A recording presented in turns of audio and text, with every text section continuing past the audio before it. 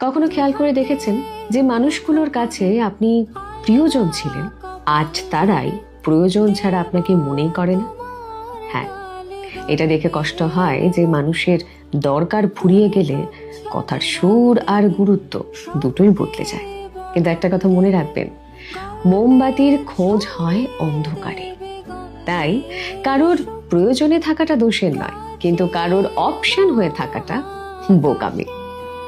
নিজেকে এতটা দামি করে তুলুন যাতে আপনার উপস্থিতি কারোর জন্য আশীর্বাদ হয়, আর আপনার অনুপস্থিতি কারোর জীবনের সব থেকে বড় আফসোস।